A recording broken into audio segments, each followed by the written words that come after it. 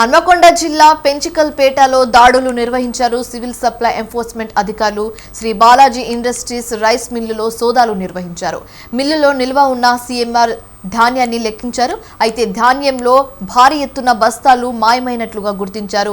CMR కు కేటాయించిన ధాన్యాన్ని మిల్లు యజమాని ప్రైవేట్ వ్యక్తులకు అమ్ముకున్నారని, దీని విలువ 7.50 కోట్లు ఉంటుందన్నారు సివిల్ సప్లై అధికారి లక్ష్మారెడ్డి. అయితే ఈ డబ్బులు రికవరీ చేసేందుకు సమయం ఇచ్చినప్పటికీ స్పందించకపోవడంతో మిల్లు యజమాని రవీంద్ర రెడ్డిపై క్రిమినల్ కేసులకు సిఫారసు చేయిస్తున్నట్లుగా వెల్లడించారు.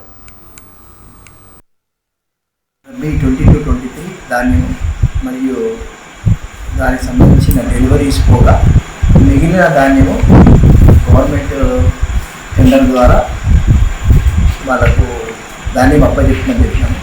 లేదంటే దానికి రకమైన రేటు నిర్ణయించి డబ్బులు కట్టిన సివిల్ సప్లై అధికారులు నిర్ణయించిన. కానీ ఈ మిల్లు యొక్క బాలాజీ పెంచికల్పేట ఇంతవరకు ప్యాడీ వెరిఫై చేయగా ఈ మిల్లులో ప్యాడీ నిల్వ ఉంది.